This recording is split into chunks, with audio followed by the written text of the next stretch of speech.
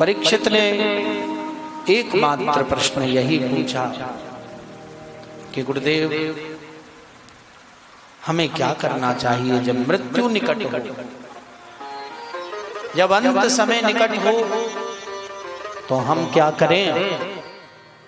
हमारी मुक्ति का साधन क्या है? केवल 7 दिन ही महाराज मेरे पास है। नूनम भगवतो ब्रह्मा ग्रहे सुग्रह में भिना। नूनम भगवतो ब्रह्मा ग्रहेशो ग्रह में भिना।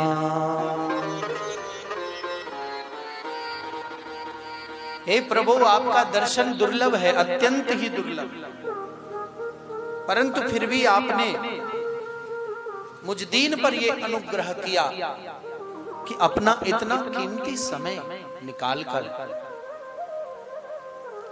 संतों के पास जो समय होता है बड़ा कीमती होता है। संत अपना समय जगत के कल्याण के लिए ही खर्च करते हैं। व्यर्थ की बातों में अथवा व्यर्थ के मनोरंजन में वे कभी अपना समय नहीं लगाते।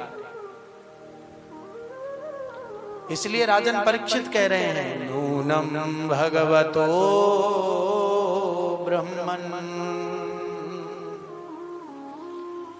आप साक्षात ब्रह्म के अवतार हैं, आप साक्षात बादरायण हैं। आपका दर्शन अत्यंत दुर्लभ है। आप तो इतनी देर एक स्थान पर नहीं ठहरते हैं जितनी देर में गोदोहनम क्वचित, जितना समय एक गाय को दूहने में लगता है, आप उतना ही समय एक स्थान पर ठहरते हैं। अब पता नहीं मुझ पर कैसा अनुग्रह आप करेंगे। मेरे पास तो केवल 7 दिन है, क्या आपका अनुग्रह मुझे प्राप्त होगा? तब श्री शुक उवाच, बाबा सुखदेव बोलना शुरू करते हैं और सबसे पहले परीक्षित की प्रशंसा करते हैं और कहते हैं कि राजन, बरिया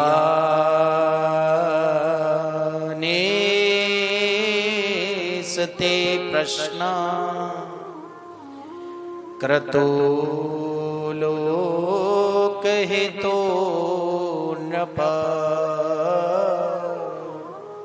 तुम्हारा जो प्रश्न है वो अत्यंत ही वरीय है, अर्थात बहुत विशिष्ट प्रश्न है तुम्हारा। विशिष्ट क्यों है? इसलिए विशिष्ट है क्योंकि तुमने केवल अपने लिए, अपने कल्याण की बात नहीं पूछी है, अपितु सारे समाज के गति की बात पूछी है। इसलिए तुम्हारा प्रश्न अत्यंत ही वरीय है। अब बाबा सुखदेव ऐसा कह क्यों रहे हैं? श्राप परीक्षित को लगा है, 7 दिन में मृत्यु का आवश्यकता परीक्षित को है। प्रश्न भी परीक्षित वैसा ही करते हैं कि मृत्यु निकट हो तो कौन सा सत्कर्म करें जिससे कि मुक्ति प्राप्त हो जाए। परंतु फिर भी बाबा सुखदेव कहते हैं, नहीं नहीं, तुम्हारा प्रश्न व्यक्तिगत नहीं है, तुम्हारा प्रश्न सामाजिक है, कल्याण कारक है। वो ऐसा इसलिए कहते हैं कि परीक्षित को ही 7 दिन में मरने की जो श्राप लगा है वो केवल परीक्षित का नहीं है, अपितु सारे संसार को 7 दिन के भीतर ही महाप्रयाण करना है। 7 दिन के भीतर विचार करें आप, कोई प्राणी ऐसा ना होगा जो 7 दिन में ही ना जन्म लेता है। सभी 7 दिन में ही जन्म लेते हैं। 7 दिन के भीतर ही सब बड़े होते हैं, 7 दिन के भीतर ही सबका मरना हो जाता है। इसलिए 7 दिन के श्राप के कारण राजा परीक्षित का प्रश्न व्यक्तिगत तो था ही, परंतु वह अब व्यक्तिगत नहीं रहा, अब वह सामाजिक हो गया। इसलिए बाबा प्रसन्न हो गए और कहने लगे, राजन चिंता ना करो, अब तो केवल जो मैं कहता जाऊं तुम वैसा करते जाओ, तुम्हारी मुक्ति हो जाएगी। किसी तक्षक से तुम्हें डसने की, किसी तक्षक के डसने का भय तुम्हें व्याप्त नहीं होना चाहिए, क्योंकि भय वही करता है जिसके हृदय में परमात्मा के प्रति कोई श्रद्धा अथवा विश्वास ना हो, वही मृत्यु से डरता है। तो क्या करूं गुरुदेव? बाबा शिवदेव कहते हैं, तस्मात् भारत सर्वात्मा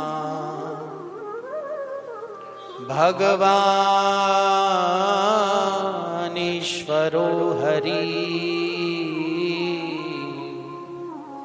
श्रोतव्यः कीर्तितव्यश्च स्मृतव्यश्चेच्छता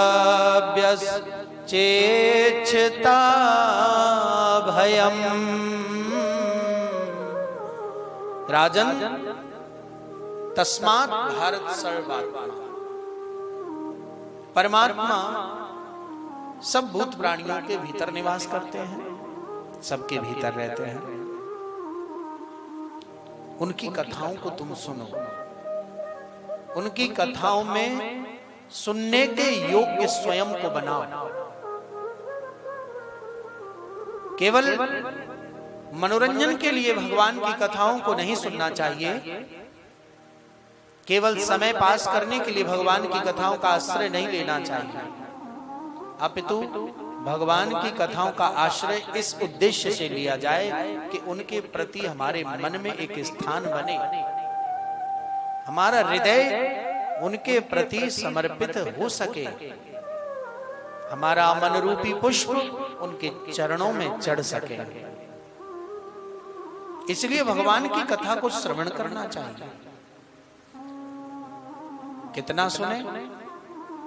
बोले जितना सुना जाए, जितनी क्षमता हो उतना श्रवण करो। लेकिन राजन केवल सुनने से काम नहीं चलेगा, सुनने से बात नहीं बनेगी, और भी कुछ करना होगा। और क्या करना होगा गुरुदेव? तो बताया बाबा ने, श्रोतव्यः कीर्तितव्यश्च,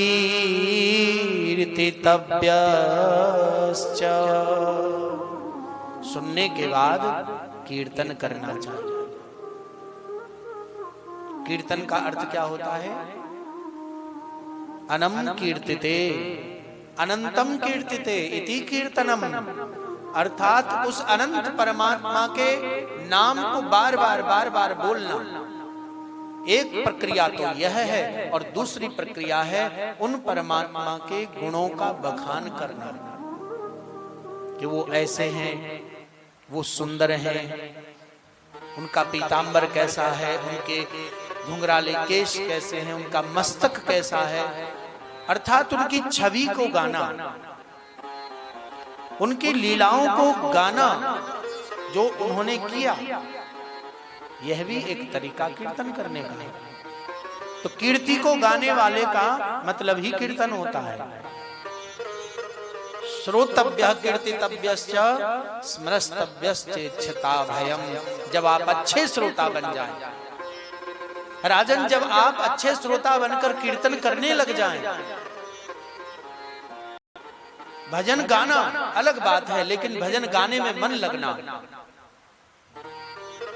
कई बार मीराबाई जब भजन गाते गाते बेसुरी हो जाया करती थी, बेताली हो जाया करती थी, उनकी ढोलक कहीं बज रही है और वो गा कहीं रही है। एक ही राग में न जाने कितने रागों में, मुखड़ा भी चल रहा है, अंतरा कोई राग में, मुखड़ा कोई राग में, तो किसी ने फटकार दिया, अरे मीरा तुझे सहूर नहीं है, कैसे नाचती है और कैसे उल्टा सीधा गाती है बेसुरी। तो मीराबाई कहती है कि मैं राग से नहीं, मैं अनुराग से गाती हूं। और मेरा अनुराग मेरे गोविंद को प्रिय है। उन्हें वही पसंद है, वही वे मान लेते हैं। आज उन्हीं मीराबाई के पदों को बड़े बड़े विद्वान, बड़े बड़े प्रकांड संगीतों के विद्वान उन्हें गाते हैं। बड़े प्रसिद्ध उनके पद हैं, पायो जी मैंने राम रतन धन पायो। कितना प्रसिद्ध पद है मीराबाई का। तो जो अनुराग से भक्ति करते हैं, जो अनुराग से कीर्तन करते हैं, जो अनुराग से चलते हैं कीर्तन करने के लिए, उनके जीवन में फिर स्मरण उतर के आता है। देखिए, स्मरण बहुत महत्वपूर्ण स्थान है साधना का। हम लोग कथा श्रवण कर सकते हैं, सरल बात है। हम लोग कीर्तन भी कर सकते हैं, ये भी सरल बात है। परंतु हम स्मरण जब करने बैठते हैं तो दुनिया भर के जो हमारी आसक्तियां हैं वे हमारे सामने आकर खड़ी हो जाती हैं और वे हमारे ध्यान में बाधा बनती हैं। हम सुमिरन नहीं कर पाते। सुमिरन का अर्थ केवल माला जपना ही नहीं है। माला जपना सुमिरन का एक अंग हो सकता है, परंतु पूर्णतया सुमिरन तो तब बनता है जब हम माला करते करते करते करते करते करते बाहर की माला को छोड़कर मन की माला को जब घुमाने लगते हैं, मन में भी जो मोती होते हैं वे भी घूमने लग जाते हैं, तब समझो कि हाँ सुमिरन हो रहा है।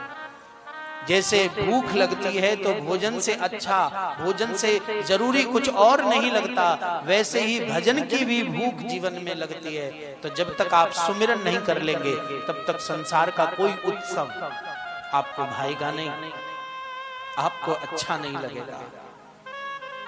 इसलिए बाबा सुखदेव कहते हैं कि ये जो छोटी सी प्रक्रिया मैंने तुम्हें बताई है राजन, तुम इससे शुरुआत करो। मैं तुम्हें कथा श्रवण कराऊंगा, मन ही मन उसका कीर्तन करो और मन ही मन स्मरण गोविंद का करते चलो। 7 दिन तो बहुत है राजन, चिंता वाली बात नहीं है। ऐसे ऐसे राजा भी सूर्यवंश में हुए हैं जिन्होंने 2.5 घड़ी में भी भगवान को प्राप्त कर लिया। तुम्हारे पास तो कम से कम 7 दिन है। राजा परीक्षित बोले, गुरुदेव जैसी आपकी इच्छा, मैं वैसा ही करूंगा।